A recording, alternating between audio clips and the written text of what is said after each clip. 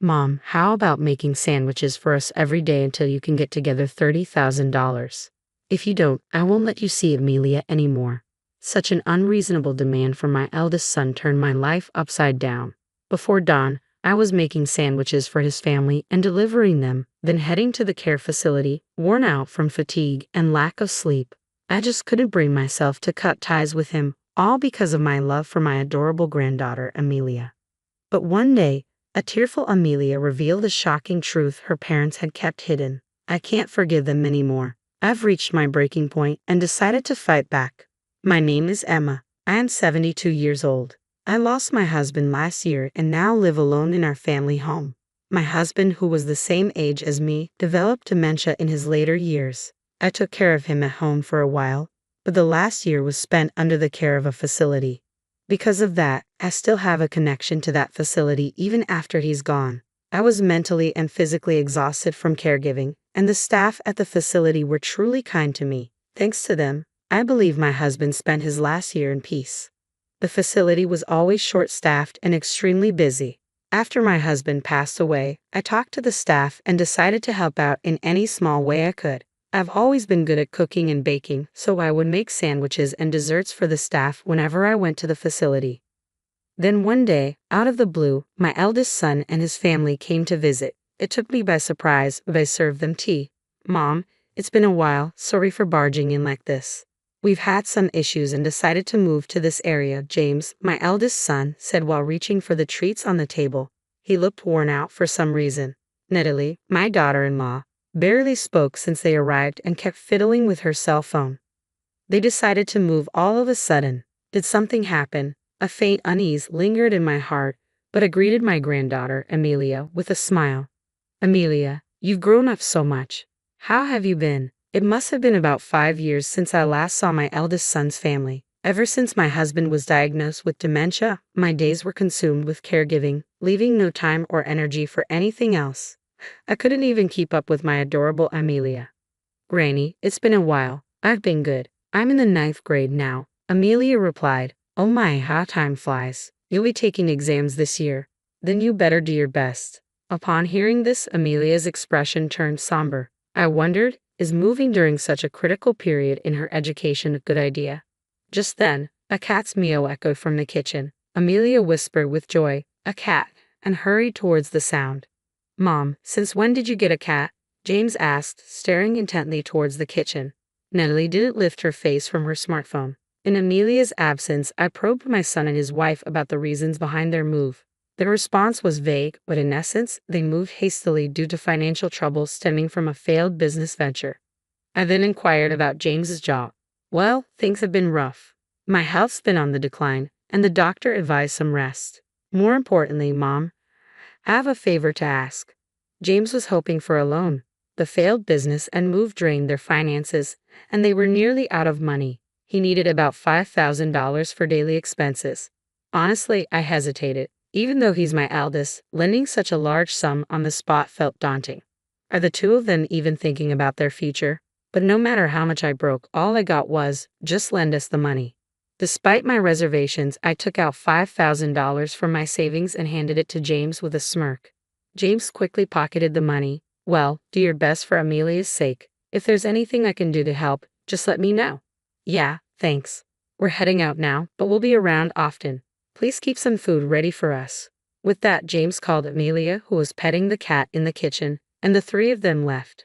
As I cleared the dishes, a sense of unease about what the future held settled in. Hey, Mom, it's me. I'll be coming over tonight. Have dinner and a bath ready, okay? Oh, and I've run out of the money you gave me, so I'll need a bit more later. Without waiting for my response, James hangs up the phone. I sigh heavily and set my mobile phone on the table. It's been 2 weeks since my eldest son's family imposed themselves on me. Since then, James has been coming over almost daily for meals and money. On weekends, his adorable daughter, Amelia, joins. At first, I prepared special meals and lent him a few $1,000s each time. But I've reached my limit. James claimed he couldn't work due to medical reasons, but he looked perfectly healthy to me. I couldn't understand why he was blowing through the large sums I lent him every week. That evening, fed up, I sternly confronted James and his wife when they arrived. I told them I didn't want them visiting so frequently and to stop asking for food and money. What? You said you'd help, didn't you? Was that a lie? Predictably, James became aggressive in his words and demeanor. His wife, Natalie, silently played with her phone while eating the meal I prepared. There are limits, you know, making me prepare meals every day, asking for money every week. Enough is enough. I'll go bankrupt at this rate. Fine, I'll give up on the money for now, but instead, bring me sandwiches every day. Enough for 3 meals. What? I can't do that. I've told you, I volunteer at a facility every weekday morning, then drop them off before you go. Wake up at 3 a.m. if you have to. Before I could respond, James added, if you don't do anything for us, you won't see Amelia anymore. We'll cut ties with you. Knowing how much I adore my only granddaughter, Amelia, James smirked. Honestly, I'd love to cut ties with this couple, but I worry about sweet Amelia. Let me think. I can't come up with money that easily. Then at least gather around $30,000 for now, and remember the sandwiches daily. Let's go, Natalie. From that day on, my life dramatically changed. I would wake up before dawn to prepare sandwiches for James' family, deliver them, and then head to the facility, exhausted and sleep-deprived. My love for Amelia stopped me from cutting ties with my son. This exhausting routine continued for about a month. Then unexpectedly, Amelia visited alone one weekend. I greeted her with a smile, but she looked somber. To be honest, Dad told me not to visit you anymore, Amelia confessed as she gently stroked our family cat in the kitchen. They make you prepare sandwiches every day while they just laze around at home. I'm so sorry. You don't need to apologize, Amelia.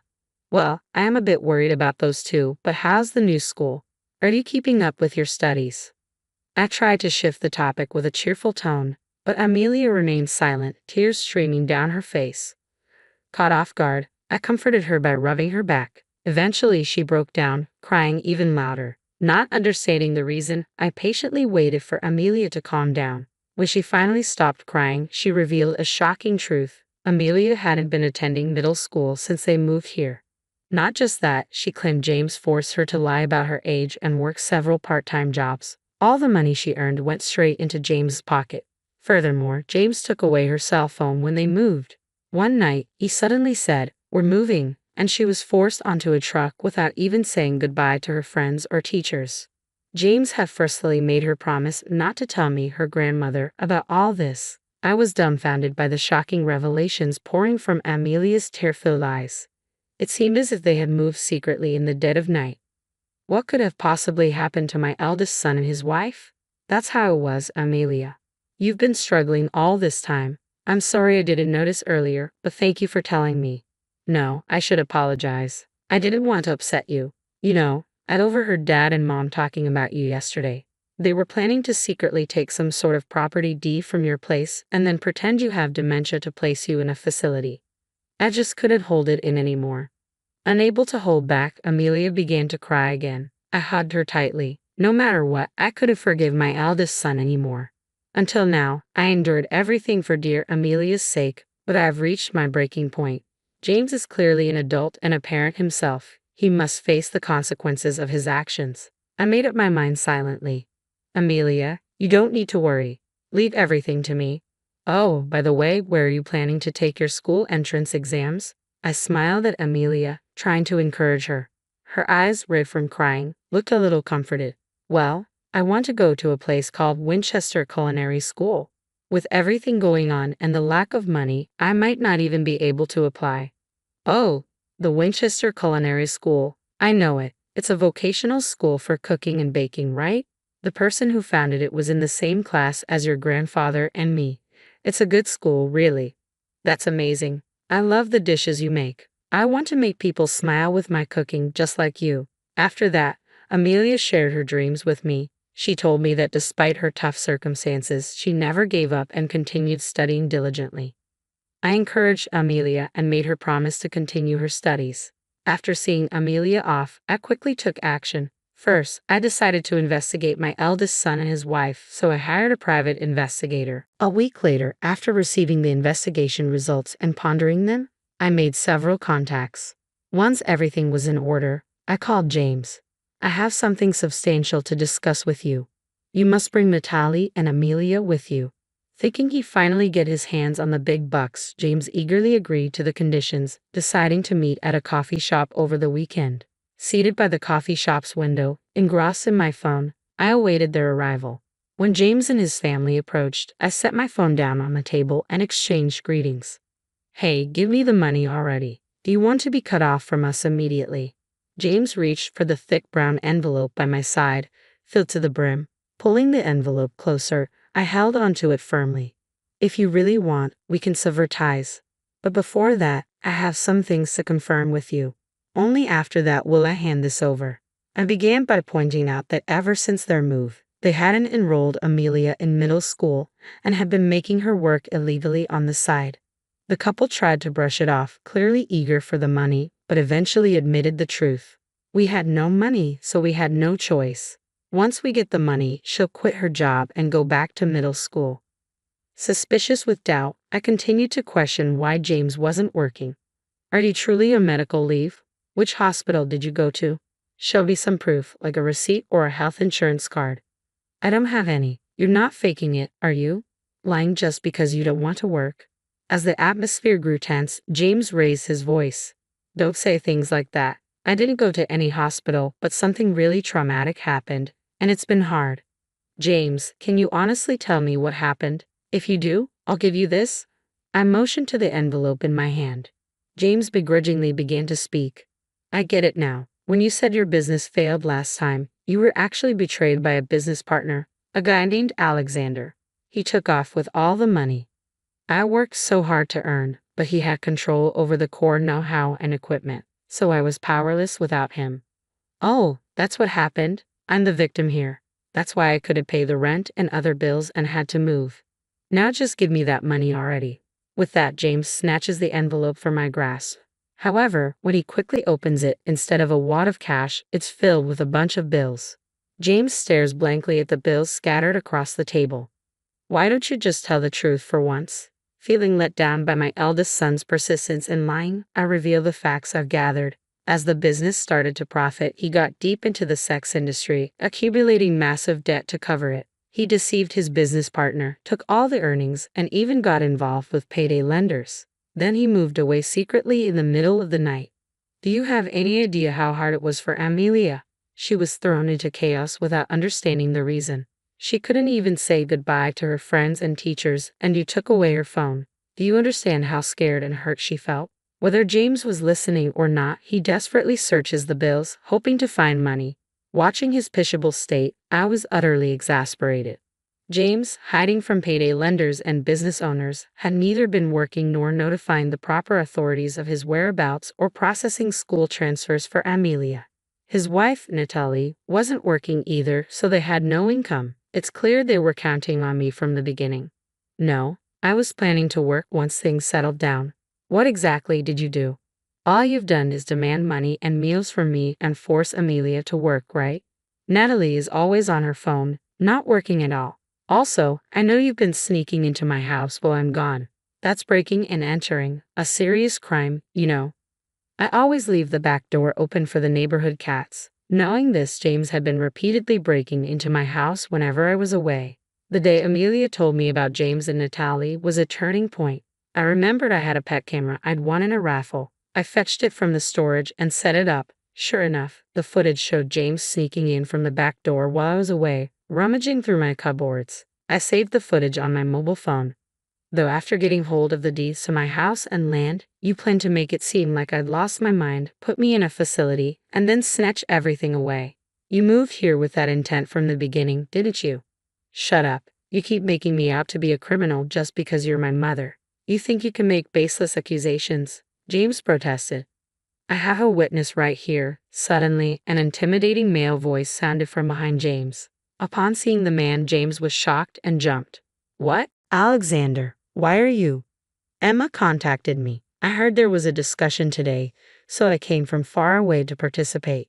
Good to see you, James. Looking well, I see, Alexander said, taking the seat next to James, effectively blocking his exit. It was my first time meeting him, but Alexander was quite an imposing middle-aged man. I was surprised James dared to cross someone like him.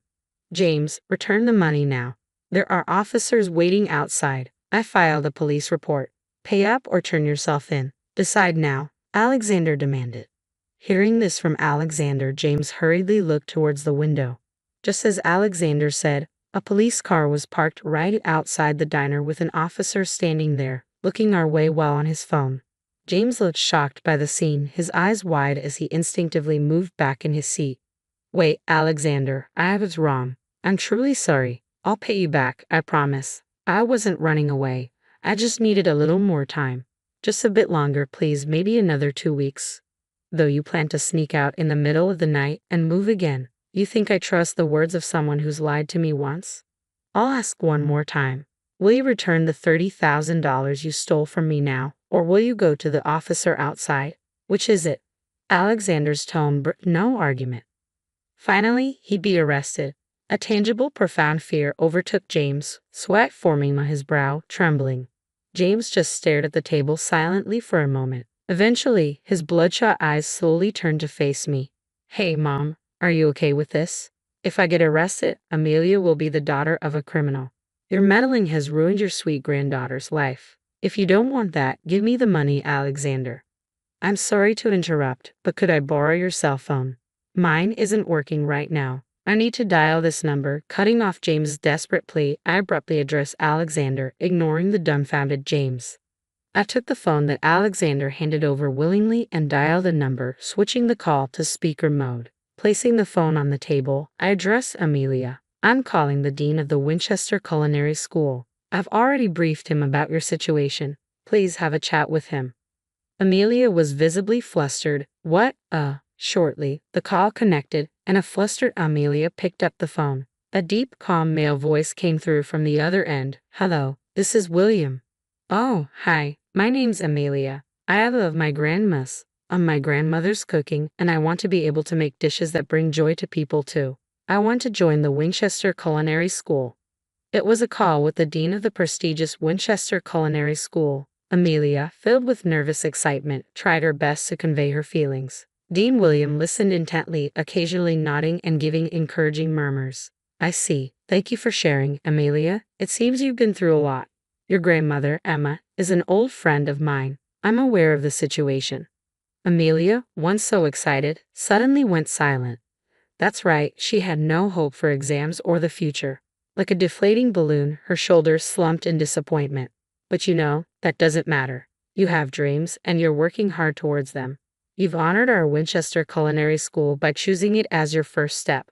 We give everyone an equal chance and support all students, no matter their background. Come, take the test with integrity. We'll be waiting. The call ended. I thanked him and handed the mobile phone back to Alexander. Yes, Amelia will be fine now. I can turn myself in without any worries. James's face went blank and he froze. For those who might not know, the Winchester Culinary School is where Amelia wants to study. It's a professional cooking school. Despite the challenges from her clueless parent, nothing will hold her back. Amelia looked at her father. Her cheeks were still flushed from the tension of the call, but her eyes sparkled.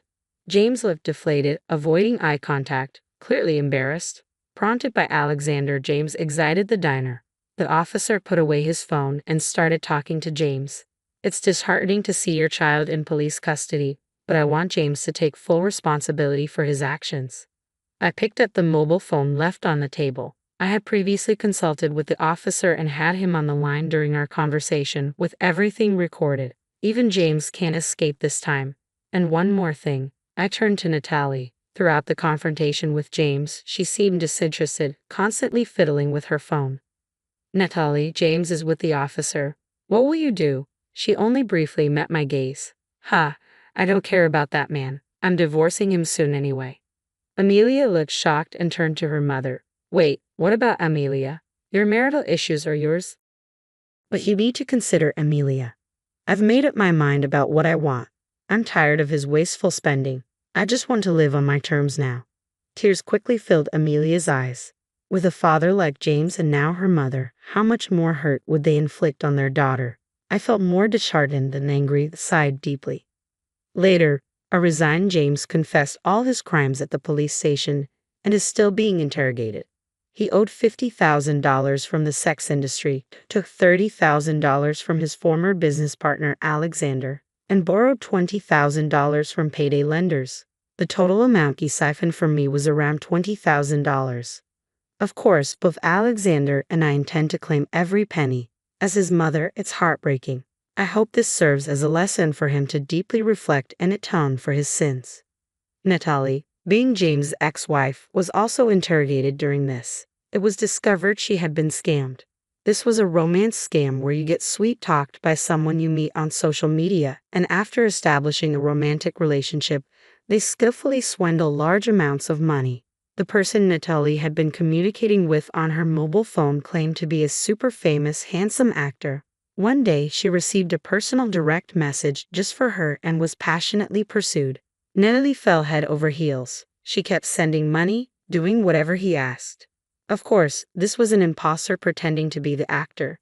This case mirrored numerous others reported to the police. Realizing she'd been deceived, Natalie was utterly devastated. Since she had already divorced James, she had no one to turn to and had lost her means of livelihood. After that, I decided to live with Amelia. I sold my house and land and moved to an apartment near Winchester Culinary School. The house and land, located in a prime urban area, had a huge asset value, fetching me several $1,000,000. I made sure that Amelia would be the beneficiary of these assets so she'd never face financial hardships. We moved in the middle of the night, as if sneaking away. My parents were deeply distressed with everything escalating to the police, but Amelia never gave up and continued to work hard. I too did everything I could, managing her transfer to middle school and helping with her exams. Thanks to our efforts, Amelia managed to take the entrance exam for Winchester Culinary School and got in. Just as Principal Williams said, Amelia dedicates herself to her studies at Winchester Culinary School, heading straight towards her dream, enjoying her youthful days surrounded by friends. Watching my beloved Amelia grow up by my side, I live with peace in my heart, basking in happiness.